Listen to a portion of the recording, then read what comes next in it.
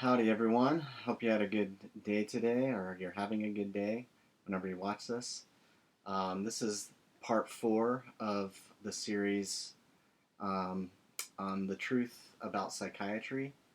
Um, on the last video, we ended up with mention of Dr. Thomas Szasz, but we were also reviewing Robert Whitaker's book, um, The Anatomy or Anatomy of an Epidemic.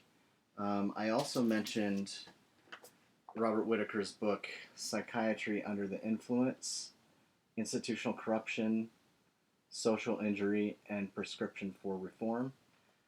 Um, I'm not going to go too deep into this book, but it's an excellent book that um, Whitaker he exposes more fully the financial interests behind psychiatry. That's why he calls it psychiatry under the influence. Basically, all the financial incentives that are pushing the marketing of drugs and the expansion of the DSM, the Diagnostic and Statistical Manual, and the promotion of so-called mental illness in order to market more drugs, in order to acquire more patients.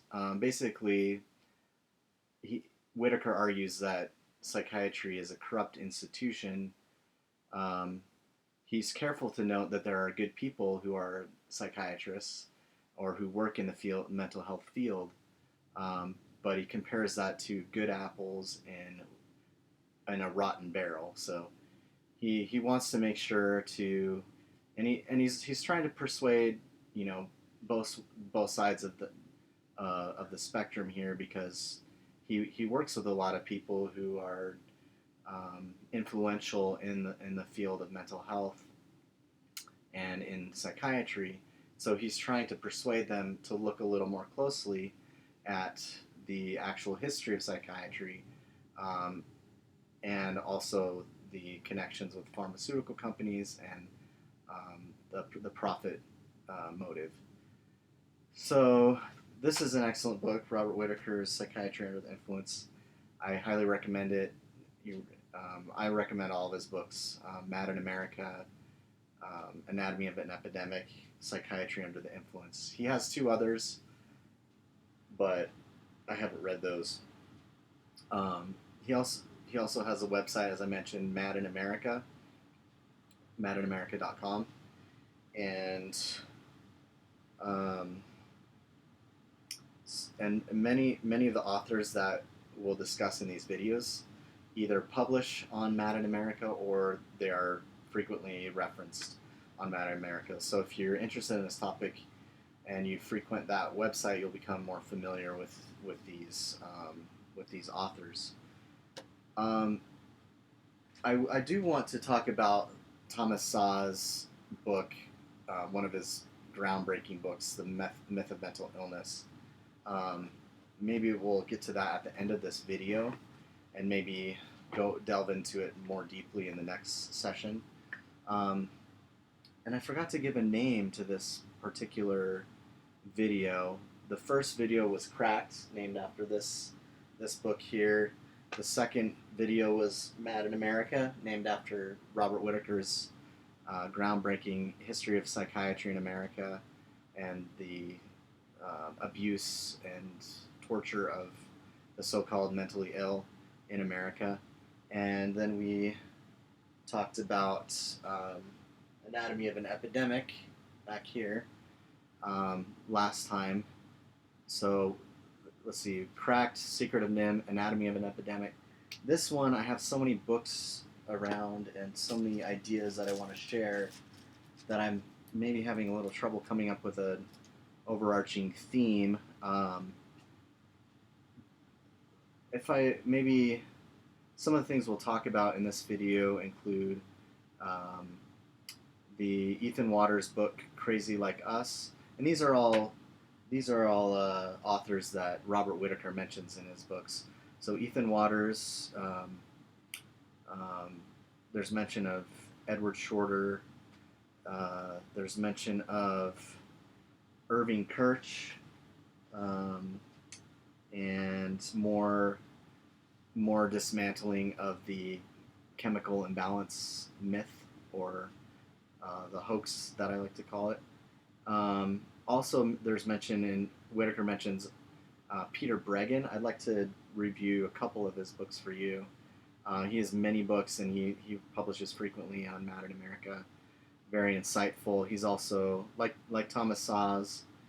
He's a psychiatrist, and uh, Anne Blake Tracy, Bonnie Burstow, Peter Gotcha. So these are some authors that I'd like to introduce you to if you haven't heard of them before, if you haven't read their books. The overarching theme is building up to the theme of the myth of mental illness, uh, which is the title of an essay that Thomas Szasz wrote in the 60s, and it's also the title of his book. Um, so maybe this we'll keep this video under the title "Psychiatry Under the Influence," since that's the title of Whitaker's book, and these other books, these other authors that he mentioned, kind of help to understand, bring under that same rubric of why psychiatry is under the influence, and what that influence is. So that's Whitaker's book, Psychiatry Under the Influence. Um, and as I mentioned, Whitaker has many references in his books to a guy named Ethan Waters. He wrote a book called Crazy Like Us, uh, the globalization of the American psyche. This is such a fascinating book. I really enjoy it. As with all of these books, there are things that I don't agree with, but there are just many insights that are very thought provoking. And whether or not you're interested in the topic of psychiatry or mental illness, it's just maybe helpful to know some of the things that are going on in this supposed field of medicine. Um, so, what is this book? Crazy Like Us. I mean, as the title suggests, Ethan Waters is exploring how the United States, or more specifically psychiatry and the mental health profession, has managed to market madness or market ways of thinking about so-called mental illness to various regions of the world. So there's several chapters in here that are, you know, that treat different countries. For example, Chapter 1, The Rise of Anorexia in Hong Kong. Chapter 2, The Wave That Brought PTSD to Sri Lanka. Chapter 3, The Shifting Mask of Schizophrenia in Zanzibar.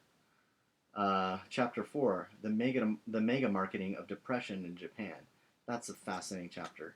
And conclusion, The Global Economic Crisis and Future of Mental Illness. So this is a very insightful book. This is basically, Waters is showing that in different countries and different cultures, people think about suffering in different ways. And the United States, or more specifically psychiatry and pharmaceutical companies, have tried to weasel their way into different countries to promote the American way, or I would separate American from American psychiatric. So the American psychiatric way of thinking about suffering, mental, emotional, spiritual suffering. So let me just share a few passages from this book that I think are relevant to our overall discussion of psychiatry under the influence. He's asking what motivates us in this global effort to convince the world to think like us. But the simple answer that Ethan Waters gives is drug company profits. These quote these multi-billion-dollar conglomerates have an incentive to promote universal disease categories because they can make fortunes selling the drugs that purport to cure these illnesses. Um, so that's part of his underlying thesis for this book. Um, but there's just so many great insights in here. He does quote Edward Shorter. I mentioned Edward Shorter as he's a medical historian or a historian of psychiatry.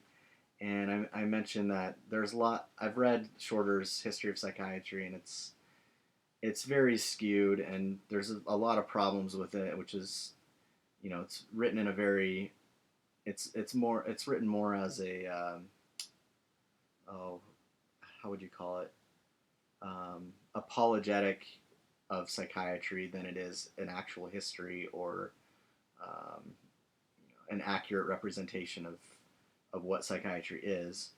But Shorter does have some useful insights that Waters also mentions in his book. Let's see if I can find them here. So one of the things that Shorter noticed was, and Waters quotes here. This is what Waters has to say about it. As his body of research shows, as his Shorter's, history was full of ever-changing psychosomatic symptoms, shaped in large part by the expectations and beliefs of the current medical establishment. And this is Shorter's now, quote, as doctors' own ideas about what constitutes real disease change from time to time due to theory and practice, the symptoms that patients present will change as well. These medical changes give the story of psychosomatic illness its dynamic, the medical shaping of symptoms. So this is a really interesting concept that medical theory and practice is actually shaping how we think about disease and how we think about even quote unquote mental illness. And I would say that even prior to medical theory and practice, you have actual philosophy and theory and practice that I think precedes even that. So they're shaping, ideas matter. They're ideas that are shaping other ideas, including ideas in the field of medicine and how they manifest themselves in the medical world. Shorter has some useful reflections on that. Here's another. Let's see. This is Waters just paraphrasing Shorter. People at a given moment in history in need of expressing their psychological suffering have a limited number of symptoms to choose from, a quote-unquote symptom pool, as he calls it. When someone unconsciously latches on to a behavior in the symptom pool, he or she is doing so for a very specific reason. The person is taking troubling emotions and internal conflicts that are often indistinct or frustratingly beyond expression and distilling them into a symptom or behavior that is a culturally recognized signal of suffering. And this is a direct quote. Patients unconsciously of Shorter, patients unconsciously endeavor to produce symptoms that will correspond to the medical diagnostics of the time. And then Waters goes on to say, because the patient is unconsciously striving for recognition and legitimization of internal distress, his or her subconscious will be drawn towards those symptoms that will achieve those ends. Such a dynamic makes the official public naming of a disease such as anorexia nervosa a perilous event. So the basic concept, if I'm understanding Shorter and Ethan Waters correctly, is, everyone suffers. Everyone goes through problems and trials and afflictions and of every sort. And sometimes those internal conflicts, internal problems, they, in order to express them in a way that will gain recognition or uh, find a solution. It's basically, as I understand it, people want to be heard. They want to, especially when they're suffering or struggling, they're, even if they don't themselves know exactly how to express it, they're going to try to find the culturally approved way of doing so. So think of that in context of our world today. Uh, you know, there's there's all sorts of manifestations of um, what one author has called expressive individualism, but this pertains more to suffering and the way that a person will express his or her suffering uh, changes with the way that um, the societal approval of that, acknowledgement of suffering. So I thought it was a really interesting idea, and Waters expands on that. I'm trying to find where he mentions that at one point uh, in our in the United States, I think it was more like in other countries where resilience, fortitude, resilience, or courage, these kind of things were esteemed as they're valued in society, and that's one reason why Waters points out in many countries, when there's tragic events or cataclysmic events, earthquakes, floods, typhoons, pandemics, things like that. People in a lot of other countries, they they deal with it in a way that's more resilient, by turning to God, by turning to family members, to friends, their community.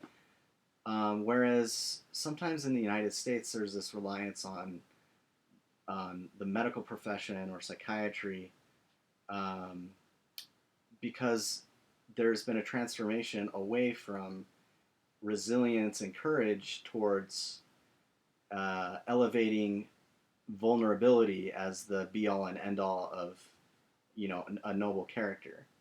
So, and it's not to say that vulnerability that it's necessarily wrong, because there's a lot of good things about being vulnerable or open and vulnerable, but somehow in the United States it seems like this, and I think psychiatry has been a part of it. There's also, I'm trying to remember the name of this lady. I read some of her books.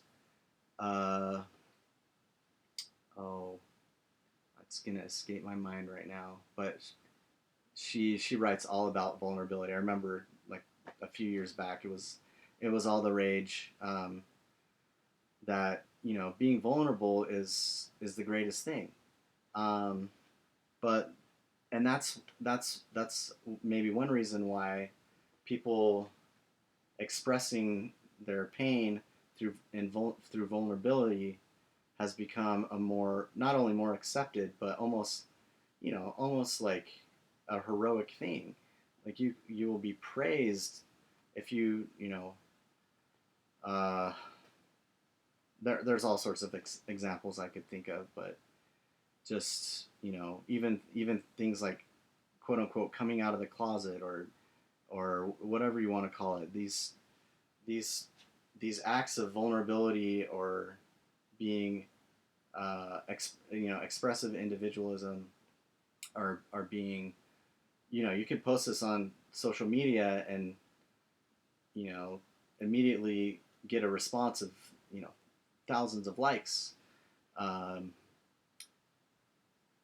and it's, in some ways, I think this is a reflection of what Waters is talking about and what Shorter is talking about, that the way, because people suffer, people have problems, and they're either looking for solutions, or they want sympathy, they want empathy, they want people to be able to help them, and in order for their voice to be heard, they find ways that are specific to the culture to to express that suffering.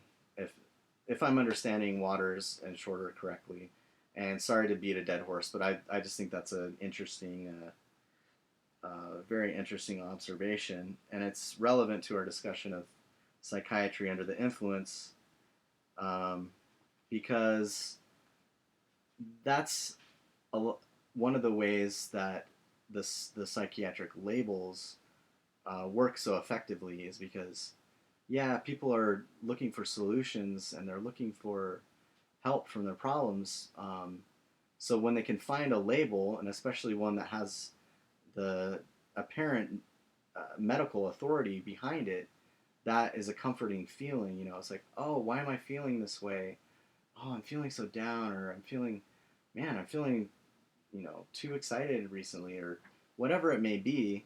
You find this specific label and you say, oh, that's what it is. It's in the DSM-5. It's listed as MDD, major depressive disorder. That's why. Oh, now I know this is a medical condition, and therefore I can express it to people, and now I can find help through psychiatry, through the mental health profession, and so forth and so on. I can find quote unquote medication, and I'll continue to talk in future videos about why that's problematic. Um, so, but getting back to the Ethan Waters Crazy Like Us, so his chapters, have to do with these different countries, and the American exportation of so-called mental illness, anorexia, PTSD, schizophrenia, depression, to all these different countries, and how the psychiatry and pharmaceutical companies had to figure out ways to market these supposed diseases to people, to societies where it didn't make any sense. Like Hong Kong, people in Hong Kong, they didn't care about anorexia. Like the girls weren't walking around worrying about how fat they were or what they're, you know, trying to starve themselves to death. So what does psychiatry do? They had to figure out a way to tap into the culture of Hong Kong and market anorexia. And once that took root, then they had the product ready, whatever drug they were marketing. So same with PTSD. This chapter on PTSD in Sri Lanka is super interesting because I think Waters talks about the some sort of event like a flood or some sort of what do you call them, cataclysm, or I'm trying to think of the word. Dang it, it's in the Proclamation of the World on the Family. The disintegration of the family will bring upon individuals, nations, and communities the calamities foretold by ancient and modern prophets. So calamities. So there's a calamity and a flood or something like that, and people are dying, people are suffering, but Americans are sending over these, psychology crews, these mental health crews to help these people in Sri Lanka. But what Ethan Waters points out is they don't need that. They don't even want it. These are people who are so resilient and so used to suffering that when these these crews of people show up with all their Freudian theories, it's like, who ordered that? And it's actually creating a more adverse effect on people who are already hurt. I think this is also relevant to our pandemic. I don't like to call it COVID-19 because I'm a little bit skeptical of that title. I like to call it the Wuhan virus because that's where it came from.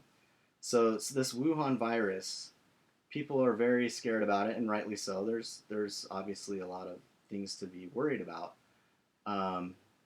But I think, and I've already started to see articles crop up on the internet claiming, that there's this, together with this pandemic, there's going to be this rise in mental illness, depression, suicide, all these horrible things. And I'm not saying that that's necessarily not that it's wrong, but in some ways that's a self-fulfilling prophecy, because in some of these countries where floods and earthquakes are happening, the people bond together with their families, with their church, with their congregations, and they deal with suffering in a resilient manner. And all these American methods of dealing with suffering are actually proving to be more harmful than helpful. So that's a little bit about PTSD in Sri Lanka. I'd like to talk more about PTSD because Waters is rightly skeptical of the so-called diagnosis of PTSD, and he goes through the history, how that really started in Vietnam, and how that became a popular concept and way of dealing with the trauma that was inherent in that horrible war. Um, so yeah, anorexia in Hong Kong, PTSD in Sri Lanka, just some really fascinating ideas.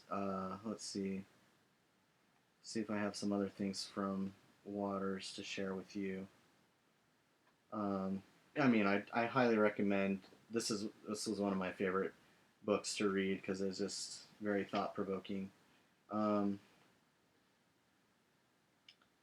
let's see. Um,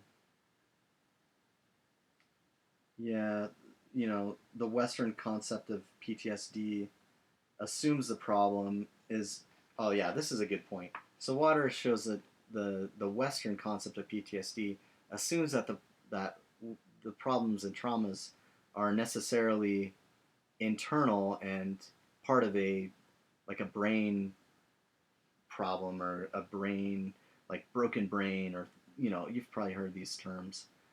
But as Waters points out, it largely overlooks the most salient symptoms for Sri Lankan, those that exist not in the psychological but in the social realm. So the real disintegration is the family, is society, is institutions, things that bind people together. This societal disintegration, or family disintegration, relational disintegration, and as it's treated in other countries, is assumed sometimes from the West or the United States that it's automatically internal, or as Waters later, I think it's the last part of his book. Yeah, it's the last page actually. Quote, the Western mind, endlessly parsed by generations of philosophers, theorists, and researchers, has now been reduced to a batter of chemicals we carry around in the mixing bowl of our skulls.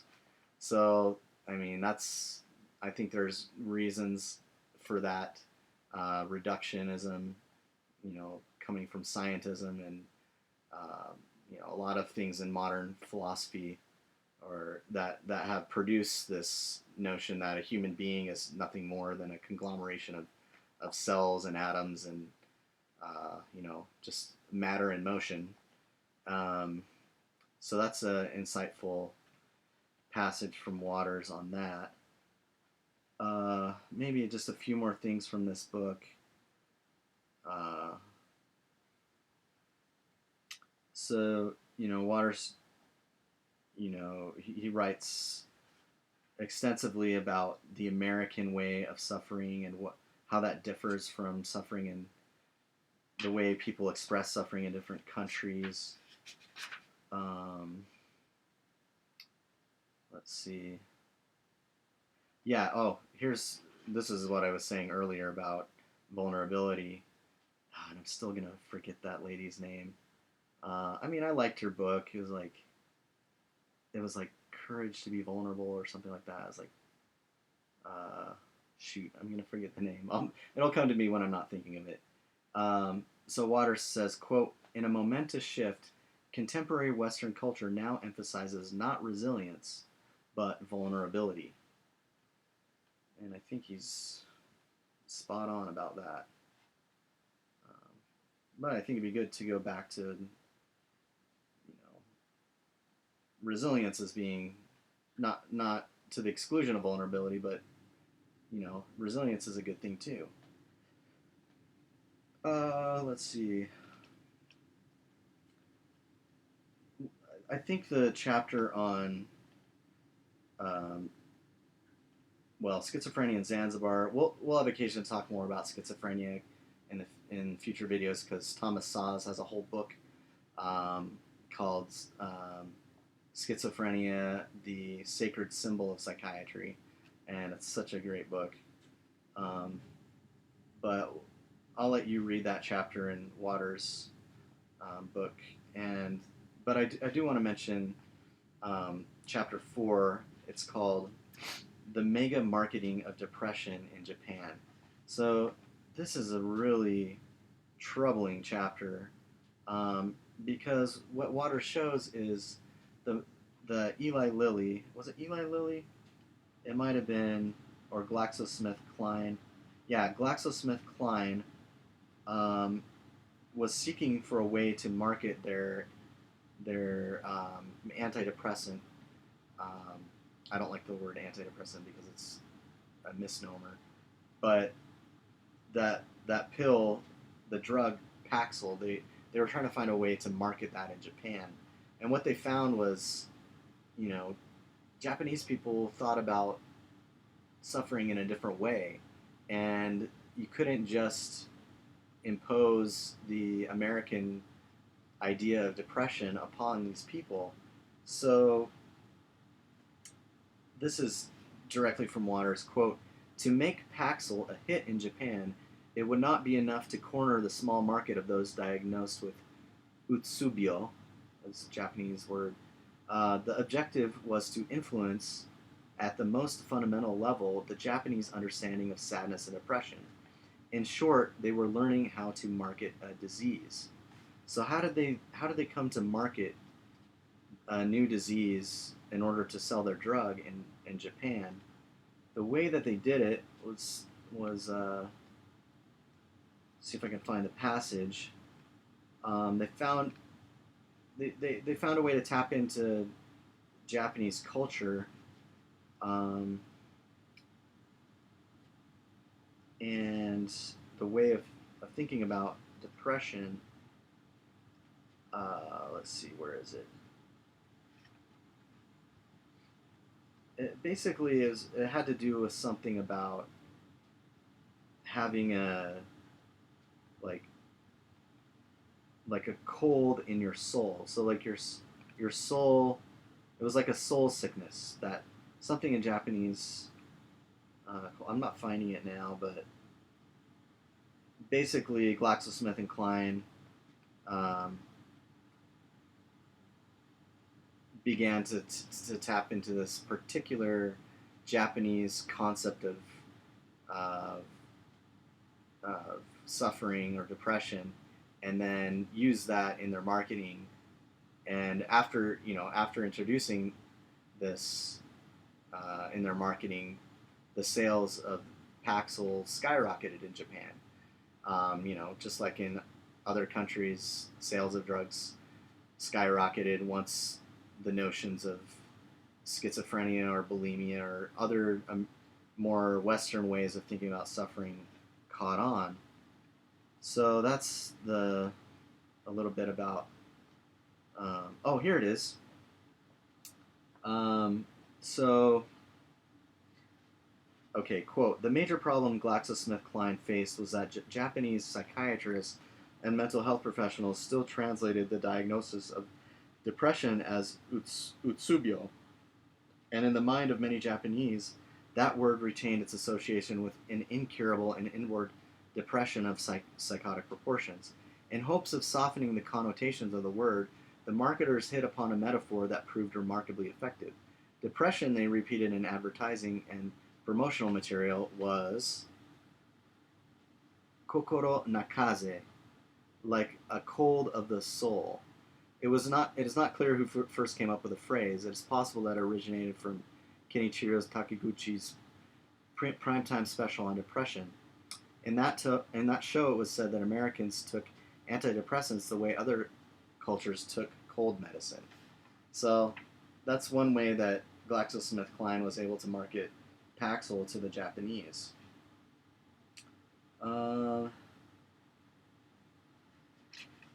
See if there's any last things from got a lot of expletives that I've written in the margins of this book. Obviously the money and power was influential in all of these things. Uh, oh, here's an interesting passage at the conclusion of his book. Quote, cultures become particularly vulnerable to new beliefs about the mind and madness during times of social anxiety or discord. It is no surprise that the Western form of anorexia was able to worm its way into the unconscious minds of the young Hong Kong women in uneasy years between the Tiananmen Square massacre and the British handover of the province of China.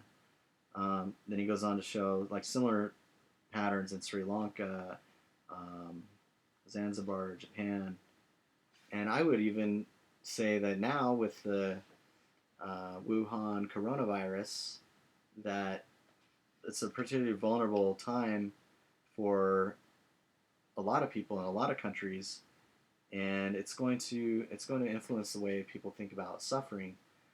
But it's also a way for psychiatry and what I might call mental health mongers to kind of weasel their way into the suffering that's already taking place under the pretext, and some of it is very well intended, like people want to help others, but some of it is under the pretext that people are suffering from this. They're going to be locked in their houses for too long. They're going to get depressed. They're going to get fat and lazy and sad, and then we're just going to need all these psychological resources. So it's a prime opportunity for psychiatry and the mental health industry to prey upon people who are already struggling. Um, so yeah, and like I said, there's obviously and also like Robert Whitaker said, there's a lot of good apples. There are a lot of good people that are in these fields that are trying to help others, and there are people that are they're doing good for in the best way that they know how. But I think there's also a tendency for busybodies to really increase. I think I've noticed on the internet people talking about something called a Karen, Karen. Apparently, it's a popular internet term of someone who's excessively watching out for their neighbor in a kind of busybody fashion instead of one of the original concepts of justice was just mind your business. Like if everyone just would mind their own business, uh, people would be more resilient and probably things would get a lot better. Doesn't mean we shouldn't reach out to our neighbors and help others. It just means, like for heaven's sake, like why add another layer of confusion upon an already confusing time? So I like that insight from Waters. And let's see. That's probably good for. I probably spent too long on this book, but I really like it, and I'd recommend it to anyone. Um, another author that Whitaker mentions frequently, and who also publishes frequently on the Mad in America website, is a man named Peter Breggin. Peter Breggin's a psychiatrist. Had a very prestigious training, and I want to say maybe Harvard Medical School, and really interesting background and story. And he's written numerous books, but his experience was that I think early on in his career he was assigned to work in a mental hospital or psychiatric facility of some sort, and he just started to find out like this this is not what I thought it was. Like I thought psychiatry was about helping people and people struggling with mental illness, but what he discovered was, basically it was a very barbaric, prison-like scenario with people being tortured and drugged, and so he quickly found out that there are some major problems with the profession that he had chosen.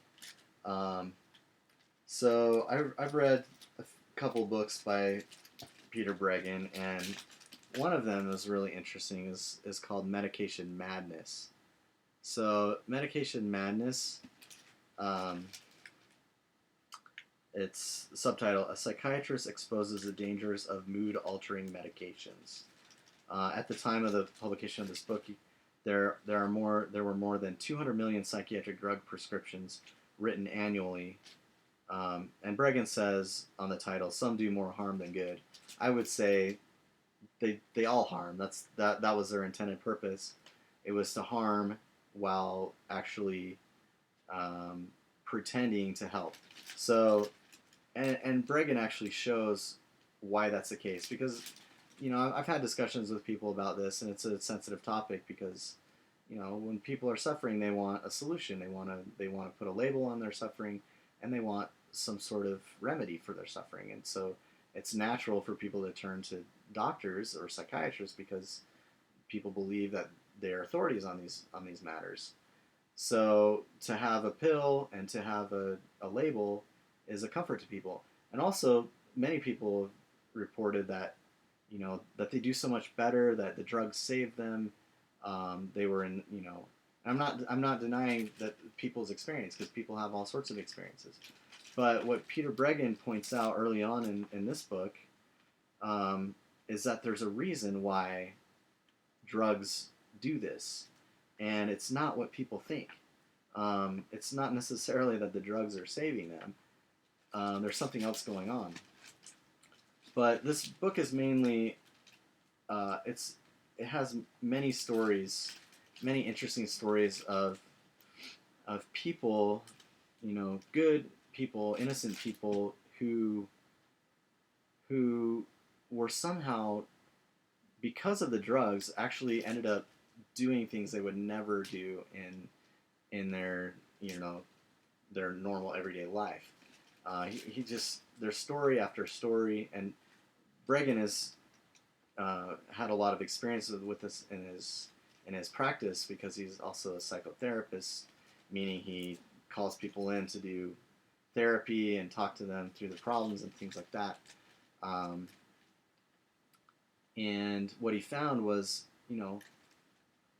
there were these good people, maybe a mother who loves her children, who all of a sudden, after taking these drugs, is like strangling her kids.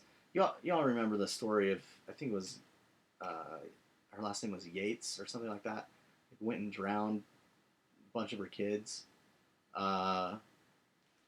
There's all sorts of stories we could think about in this context. Bregan doesn't necessarily mention all of these, but think of the Columbine massacre. Think of all these different school shootings or mass killings, or remember the guy, I think his name is Andrea Lubovitch, or the Germanwings pilot who crashed a plane, killing like hundreds of people. There's all sorts of stories like this. Then you have other stories like people like Robin Williams, Prince, Michael Jackson, Whitney Houston, even who's that beautiful blonde bombshell that Marilyn Monroe. Marilyn Monroe had some run-ins with psychiatry that actually, in my opinion, were primary causes in her demise. So you've got all sorts of stories like this, and like innocent people who, the mild-mannered father who, from one moment to the next, he's just living his life, and then the next day he's, out trying to kill a cop or something like that. Like, Bregan has all sorts of stories like this that show what these drugs are doing to people. But one of the concepts that I like to pull out of this book that I think is important is something that Peter Breggin calls medication spellbinding. So what is medication spellbinding? Peter Breggin says, quote, medication spellbinding describes how drugs mask or hide their harmful mental and emotional effects from the people who are taking them. Under the influence of drugs, many people feel better when in reality they are doing worse. Some become desperately depressed or violently aggressive without realizing that their medication is causing it. Every psychiatric drug impairs brain function and can, therefore, cause spellbinding. The cases in this book cover the entire spectrum of psychiatric drugs: antidepressants, stimulants, tranquilizers, antipsychotic drugs, and mood stabilizers. He goes on to say, drug companies often conceal from the FDA, the medical profession, and the public the harmful psychological or emotional psychiatric reactions caused by their products. Misled by the FDA and the drug companies, most physicians who prescribe psychiatric drugs vastly underestimate the frequency and severity of medication-induced suicide, as well as other potentially life-destroying adverse effects such as violence, mania, and psychosis, caused especially by antidepressants, stimulants, and tranquilizers. So, in essence, what's happening with these drugs, it's kind of like what you would think of anything. Like, you know, if you're feeling bad and you go drink alcohol and you get drunk, yeah, you think you're doing better. You think you feel better for a moment because you're drowning your sorrows in booze or whatever it is. Same thing is going on with drugs. It's a little different, obviously, but one of the reasons is because people legitimately believe that these psychotropic drugs are medications. They believe they are medications that correct a chemical imbalance in the brain, but as we've shown earlier, it's simply not true. First of all, because there is no such thing as a chemical imbalance in the brain, except for if you want to call what the drugs actually create in the brain or cause in the brain by throwing the whole system out of whack. But the medical term for the medication spellbinding is intoxication anosognosia. Basically, when you're intoxicated and you don't know it, or so that's often what's happening when people are having all these symptoms of suffering, depression, or what some people interpret to be bipolar disorder, or so forth and so on. That they take these drugs and all of a sudden, and often family members observe, oh wow, look, look at Susie's doing so much better now that she's on the drugs, or oh, look at my hyperactive kid, he's a vegetable now, things are great.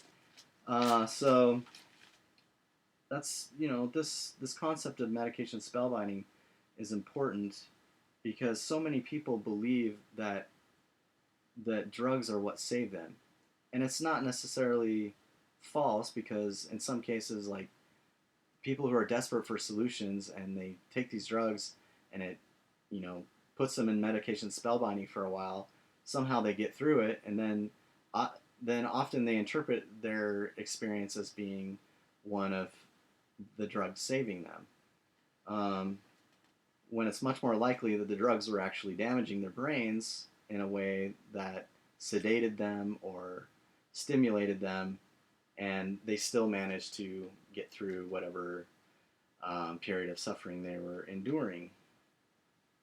And I'd just like to clarify at this point, a reminder that the suffering is real. People suffer in all sorts of ways, and it's perfectly natural in a fallen moral world for people to struggle. And so it's also perfectly natural for struggling people to want to reach out to others, especially people who are perceived to be authority figures in medicine and psychiatry. And part of this video of Psychiatry Under the Influence is to show that's unfortunately the way that psychiatry works is by preying on people who are already suffering. So that's a little bit about Peter Breggin's book, Medication Madness, and I would recommend that if you want to read some really interesting stories about normal people who were changed into raving lunatics for a time because of the drugs that they were given. We're probably running out of time in this video, but I'd just like to introduce a few more books really quickly. Peter Breggin wrote a book called Toxic Psychiatry. And And this is one of my favorite books ever written about psychiatry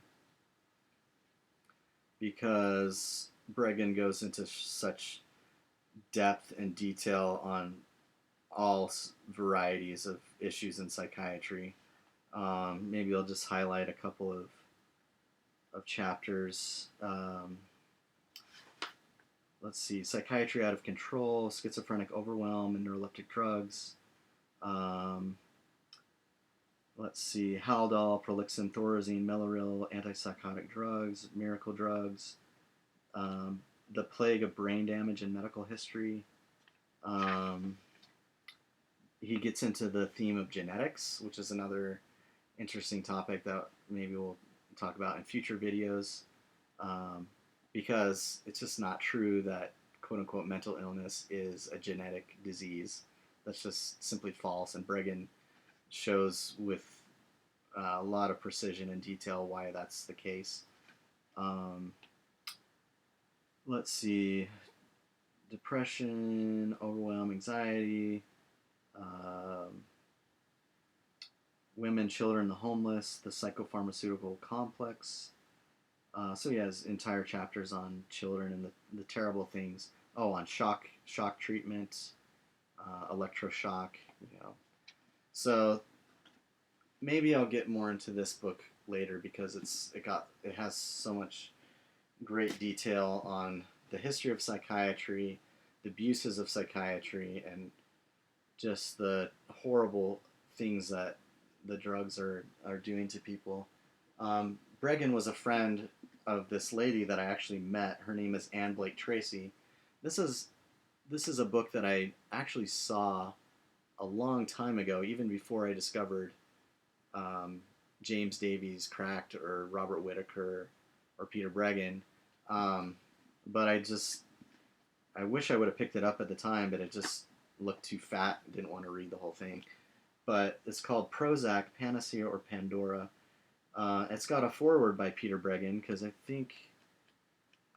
talked to Anne Blake Tracy, and she was friends with Peter Breggin, and I think they were both influential in the early crusade against the pharmaceutical companies in order to force them to retain their black box warning on their drugs, because what they found is a lot of these drugs are causing people to commit suicide and other self-harm, and Bregan and Anne Blake Tracy were part of some committee that was lobbying against the pharmaceutical companies, and that's the only reason why that drug companies now have to keep that black box warning on their drugs, is because people like Anne Blake Tracy and Peter Breggin were fighting on behalf of all these victims of psychiatry. Another author that Robert Whitaker mentions, and who also publishes frequently on Mad in America, is a guy named Peter C. Gotcha. Probably not pronouncing his name correctly, but he wrote this book, Deadly Medicines and Organized Crime, how Big Pharma has corrupted healthcare. And basically this Gotcha goes even deeper into how these pharmaceutical companies, many of them are, they're more than just corrupt or, psychiatry under the influence. Like these guys are actual like mafia organized,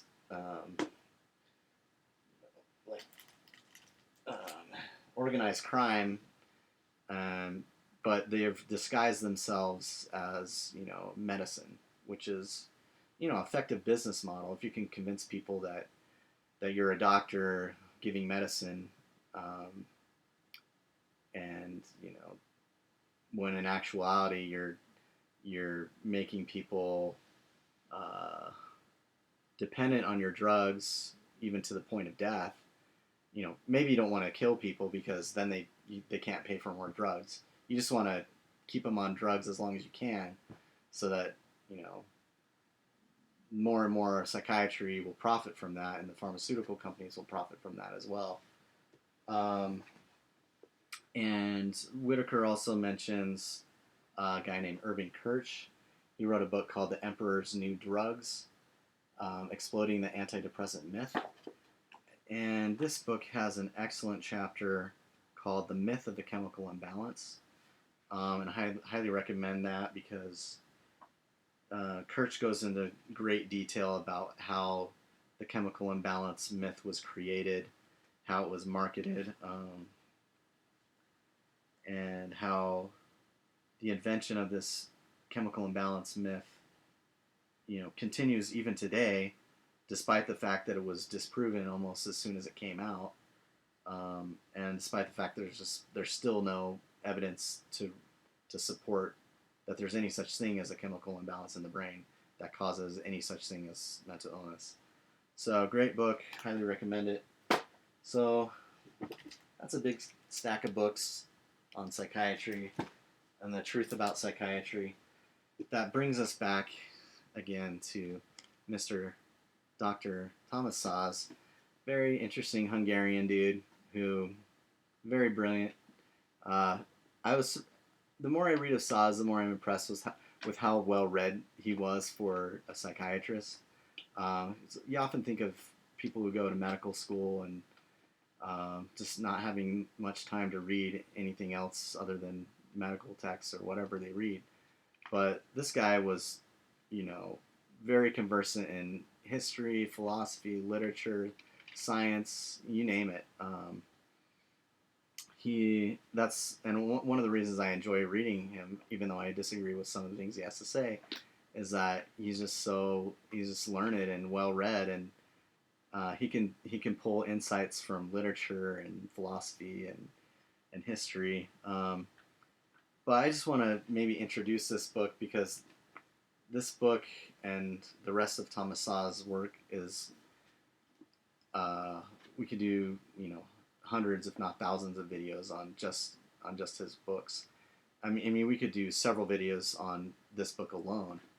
But I just want to introduce you to this book at the end of this video, the fourth video in the series on the truth about psychiatry.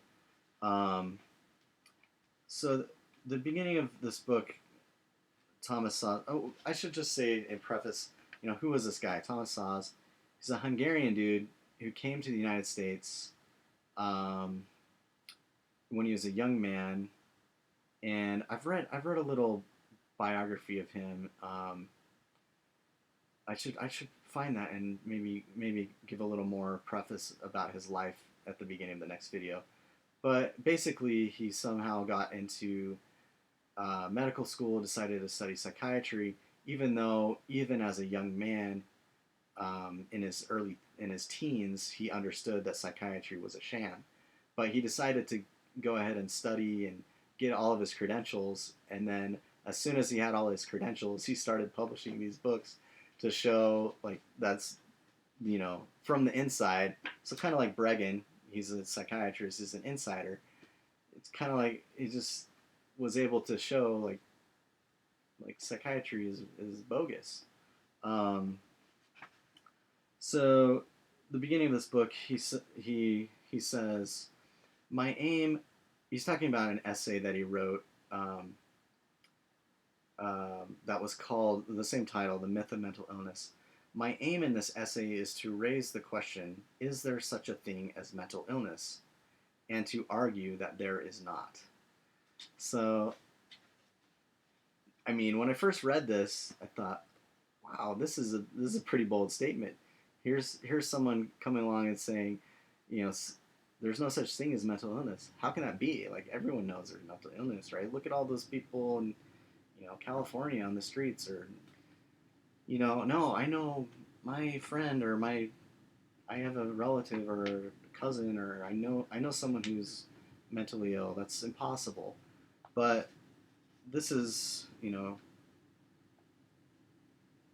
trying to see, I think it was 1960 when Szasz wrote this article. He raised the question: is there such a thing as mental illness? And he is arguing that there is not. And in essence, I think Szasz is right. And as we go through these videos, I'll try to lay out more clearly why I think that's the case. And Szasz points out that when he wrote the myth of mental illness, the notion that it's the responsibility of the federal government to provide health care to the American people had not yet entered the national consciousness. So think of that. I mean, even the concept that the government is supposed to take care of our health hadn't really, it's not intuitive. I mean, in my mind, it makes no sense at all. Like, people should take care of their own health, and yeah, families and friends and when necessary, doctors should help. But since when is it the government's responsibility to take care of a person's health? Well, I guess in there, I guess that's the case in what Szasz calls what we live in now is the quote unquote therapeutic state. Kind of like the nanny state that's just you know taking care of its little docile citizens. So another quick quote from the beginning of Sasz's book. 50 years ago, the question, what is mental illness, was of interest to the general public as well as to philosophers, sociologists, and medical professionals. This is no longer the case. The question has been answered. Dismissed would be more accurate by the holders of political power. Representing the state, they decree that mental illness is a disease like any other. Political power and professional self-interest unite in turning a false belief into a lying fact. So I'll leave it with that at the beginning of the myth of mental illness, and we'll hopefully be able to get into that more next time in the next video, and really discuss what is this thing called mental illness? Is there such a thing? How do we know? And where did it come from? And I will, although Szasz has received a lot of criticism, some justified, some not, I'm going to argue along with him that he's actually right about that mental illness is a myth, but that it's a powerful myth that, combined with the chemical imbalance hoax and the profitable pharmaceutical companies, has produced an epidemic, the epidemic that of which Robert Whitaker wrote. So let that suffice for today. I hope you enjoyed this video, and please submit any questions or comments, and I'll post some links below, and I'll see you next time.